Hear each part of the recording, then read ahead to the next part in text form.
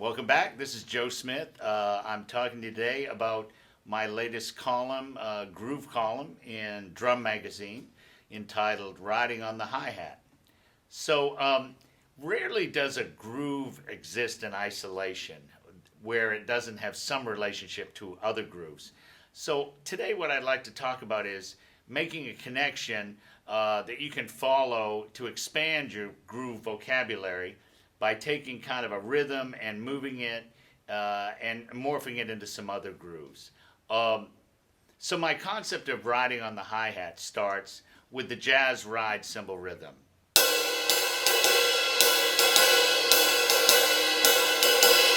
So that's where we're going to start. And we're going to start in example 1 by putting it on the hi-hat. We're going to play the bass drum on all 4 beats, snare drum on 2 and 4, open and close the hi-hat on 2 and 4. And this is a rhythm groove that you've heard, and it's very usable with jump blues, swing, Dixieland, and other kind of styles. So here I'll play this number, example 1. 1, 2, 3, 4.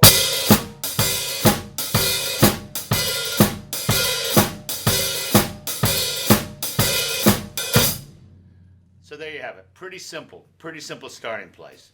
Now, in example 2, what I'm going to do is take the tempo way up, keep the snare on 2 and 4, and play the bass drum on 1 and 3.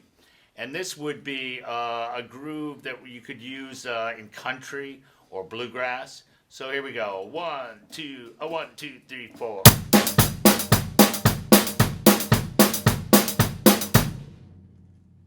All right.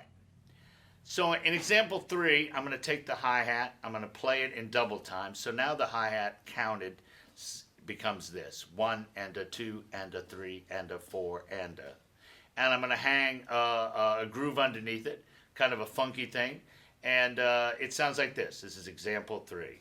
1, 2, 3, 4.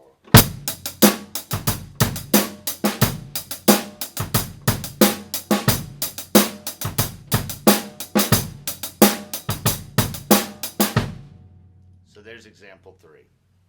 Now in example 4, I'm going to keep the hi-hat just as it was. It's kind of that connection that we're seeing through all these different grooves. So the hi-hat's going to stay the same, and I'm going to hang a halftime groove underneath it. So here's example 4. 1, 2, 3, 4.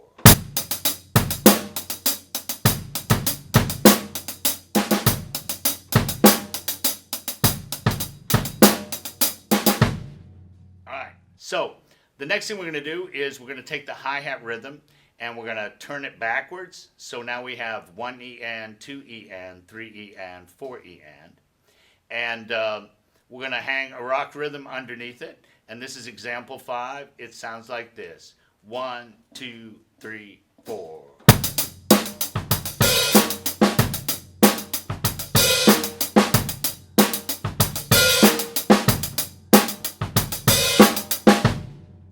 So there's example 5. In example 6, we're going to open the hi-hat on all 4 beats. So we're going to play basically 4 on the floor with the kick drum and the hi-hat. We're going to add some snare syncopations, and we've got a soca rhythm, a soca groove from the Caribbean. So here we go, number 6. 1, 2, 3, 4.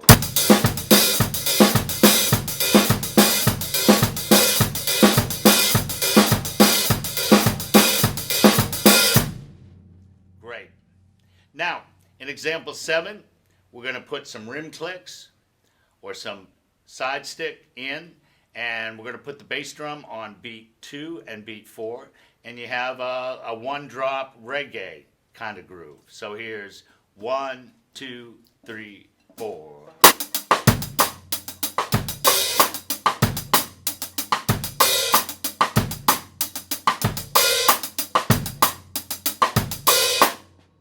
There's example 7.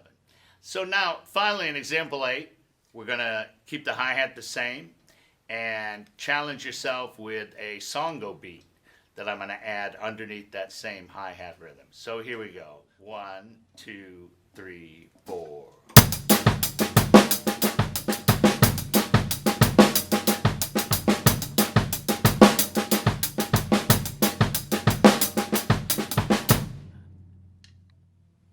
there you have it. So take these grooves, and really more, take the idea of taking a rhythm and moving it as a common thread through a bunch of different grooves, and expand your groove horizons, and I'll see you next time.